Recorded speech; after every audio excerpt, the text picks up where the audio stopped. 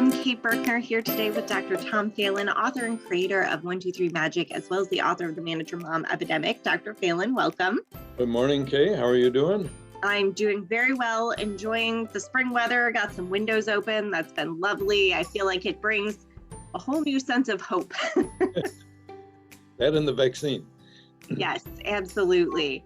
So today we are going to be talking about a topic that you discuss in depth in The Manager Mom Epidemic, and that topic is Mommy ID. Dr. Phelan, could you start out by telling us, what is Mommy ID? What does that mean? Yeah, Mommy ID, or maternal identity, is a set of rules that exists in the heads and brains of moms in particular, and it defines what it means to be a good mother. So it's a bunch of things. I'll give you some examples in a little bit, but it's a lot of rules, and a lot of the rules are very good. They're functional, they're nice, and so on, and they lead to adaptive behavior, if you want to put it that way. But the whole thing together often turns out to be rather tyrannical and gets moms into fixes and limitations and a kind of life that a lot of moms don't really care for. Yeah, and I think that as we talk about this, for everyone watching, basically this is the shoulds, right? This is what mom should be in order to be a good mom.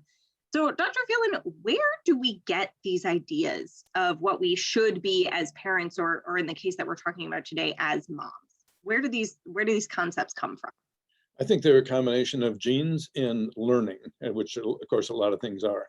But so moms are oriented to do a lot of these things by their genetic makeup, but they also come from how you were raised, your own mother, that kind of modeling. They come from songs, they come from movies, they come from seeing, friends, aunts, uncles, how they operate, and just a whole cultural set of things that says, this is what a good mom is supposed to do. They come from parenting magazines.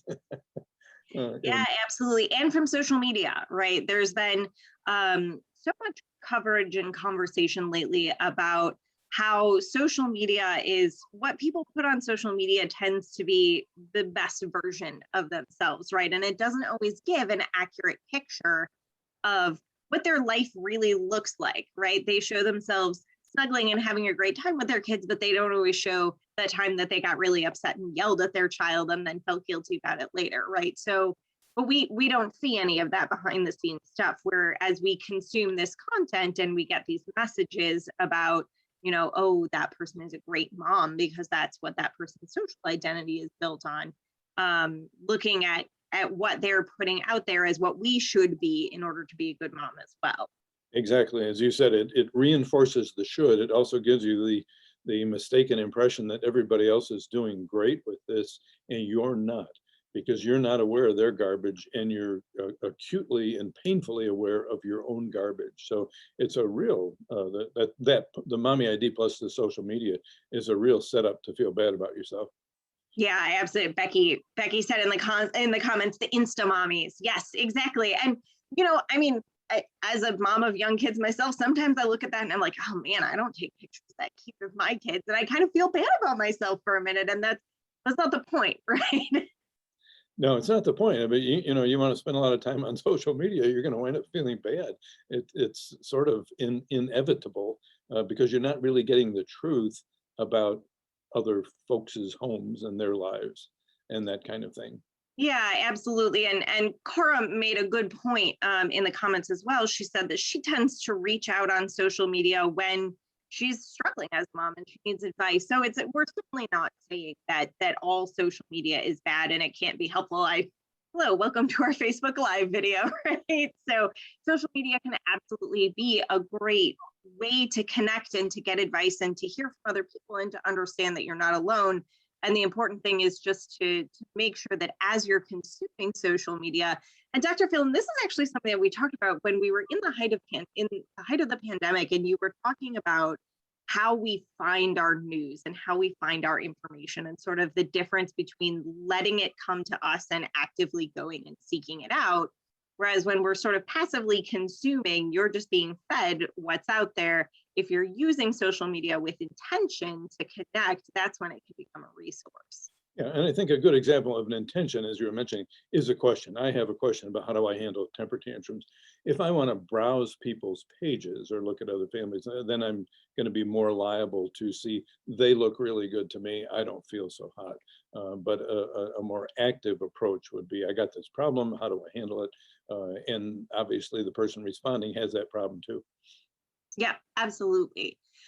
So one of the things that you talk in the book, and you mentioned them a little bit earlier, is the sort of Mommy ID 10 commandments. Can you share a couple examples of what those things are? I will. A couple of my favorites here. The first one is mom is president of the household, and dads and kids are staffers. So mom has the organizational responsibility as well as capability to see that she does what she's supposed to be doing, but that everybody else does what they're supposed to be doing as well. Another one is mom is chief servant. Her needs come after everybody else's. Being a mother involves a lot of self-sacrifice and so on. So whether or not mom is happy doesn't make any difference. It's that she is there to serve other people's needs. And another good one is mom is first responder. First, there's a problem, a little Joey comes running through the kitchen at 8 o'clock in the morning when there's real school, and he says, I can't find my science book. Who's going to get up and look for it? Mom is. Is dad going to get up? No. Is sister going to get up? No. Joey's going to sit down and have cereal. Mom's running around the house looking for his science book. First responders. So those give you a feel, I think, for the kind of things that are involved in the Mommy ID and the kind of pressure that there is on mothers because of this. Yeah, absolutely. And, I mean, if you think about, you outlined 10 commandments or rules kind of that mom fills in the book. But if you think about just those 3 that you just outlined, that's already exhausting. So to add 7 more on top of that, and sometimes they're kind of, they're things that seem a little bit at odds with each other, right? Like if you think about president and then also think about, servant of all, those things can connect, but it also feels a little bit dissonant. So mom is trying to be a lot of things all at one time. It's true, but there is also in a lot of religious circles, I think other circles as well, there is a servant leader model that's been very highly respected for many, many years. And it's got those 2 contradictions in a sense in it, but it's a well-known and well-respected idea that fits along with the Mommy ID model itself. Absolutely. So we've got these sort of 10 things, these sort of 10 categories of Mommy ID here. And Cora, I see your question. I'm going to answer. I'm going to have Dr. Phelan answer it in just a minute here because I think it's a really good one. Dr. Phelan, you talked about how this servant leader model can be really effective. And you mentioned earlier that some of these Mommy ID things could be very useful and very productive. Why then is it important to challenge your Mommy ID? Well, because the Mommy ID leads it, like I said before, it's tyrannical. It has a good part, has a tyrannical part. One of the bad side effects of the Mommy ID is mom's mental health. You talk to moms in the United States, they'll mostly tell you I'm a guilt freak. And they're vulnerable to depression, anxiety, guilt, and resentment, and so on. So mom's mental health is impaired by this because she's doing too much, which leads to the second thing is that Mommy ID leads to major violations of what I call the equal suffering law at home. And the equal suffering law is the division of labor. It's not fair. It's not right. Between husbands and wives, we've got all the data. The dads are coming along, but they help more when they're reminded to do something. The kids have no idea. They're oblivious. In the United States, we don't ask our kids to do hardly anything. So we got mom's mental health, we got violations of the equal suffering law, and so on. And those are just a couple of things that make for a miserable mom a lot of times and a not very happy family life. Yeah, absolutely. And I think you see hashtag mom guilt pop up all over the place on Facebook and Instagram and Twitter. And that comes a lot from this Mommy ID, because the things that moms are feeling guilty about are not necessarily things that you would think to feel guilty about just as an individual, right? So the question that Cora asked that I would love for you to address is, how do you justify a mom break to take care of yourself without feeling that guilt? Well, you first all got to realize that the mommy ID puts you into a ridiculous situation. If you assume the mommy ID is correct and the servant leader model and all that is correct, well, it's not correct. It's abusive. It's got some good, but we have to address the tyrannical part of it. You also look at it from the kids' point of view. We're not training our kids to be independent or competent. When they're little, we do everything for them. That's no good. Dad's not doing his fair share. That's not correct. There's an instinct called the fairness instinct. There's a book called the fairness instinct. And humans are we humans go according to a model where for any human group, we expect the workload to be divided up equally to the extent that people are able. And that is major violation with moms and dads, okay, in terms of what? Childcare, primary and secondary childcare, household jobs, who's doing the cooking, who's doing the shopping, who's doing the cleaning, and that kind of stuff. So the way it's set up now is not correct. So if you want to deal with mom guilt and justify a rest period for yourself, that's the justification. And that doesn't mean you have to have a temper tantrum and get mad at everybody, but you've got to look at it differently yourself before you're going to be able to change it in your family.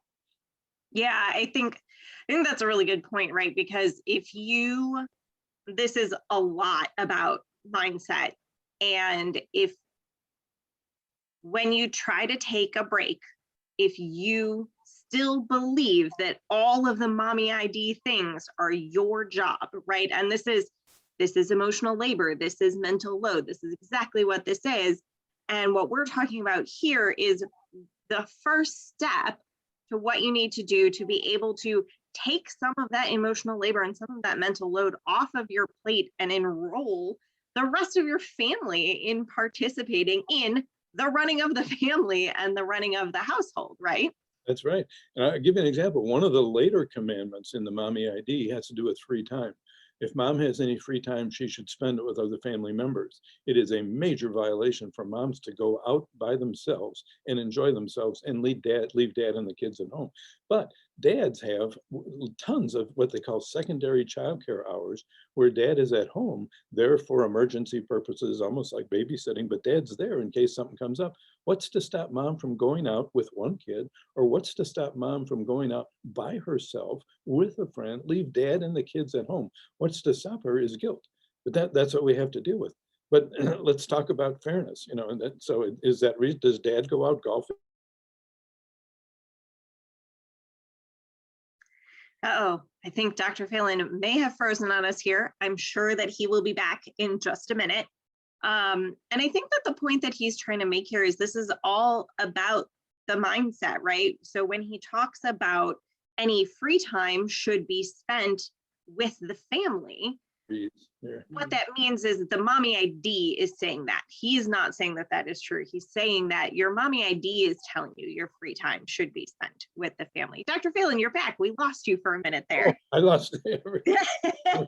So you were saying that this concept that mom shouldn't be able or should feel guilty about going out and doing something on her own or with her friends isn't really reasonable. And just think about, if you are a mom in a situation where you feel guilty, think about, does your husband go out and do things without you and the kids? And do you, other than the fact that you might be feeling like you'd like some of that time for yourself and aren't getting it, do you feel like that's an unreasonable thing for him as a parent and as an adult to want to do?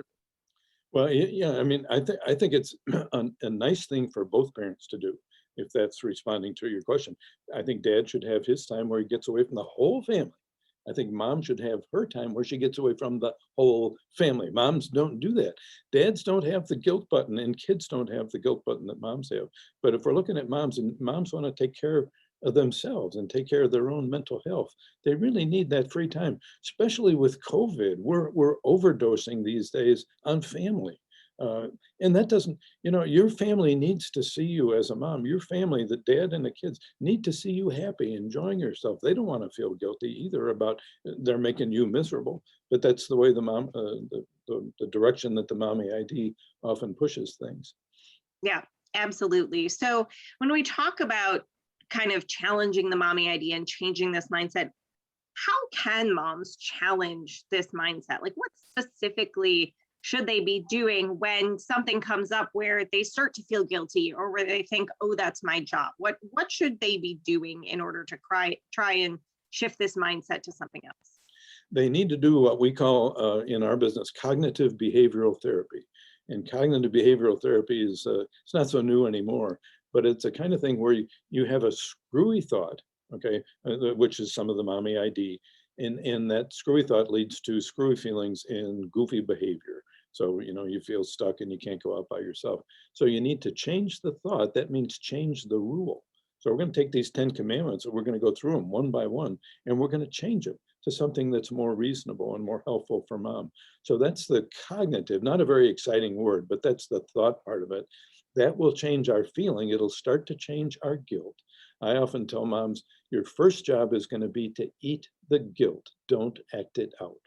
So don't stay home, get out there, eat the guilt, live with it, and so on. And that's the behavior part. And so with practice over and over and over again, you get better and better and better at doing it.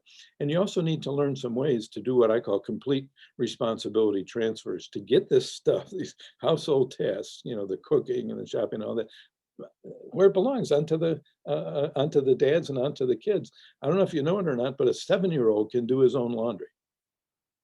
How about starting there? Yeah, absolutely. Yes, fantastic.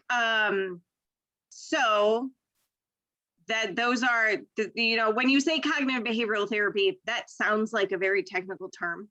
Yeah. Right.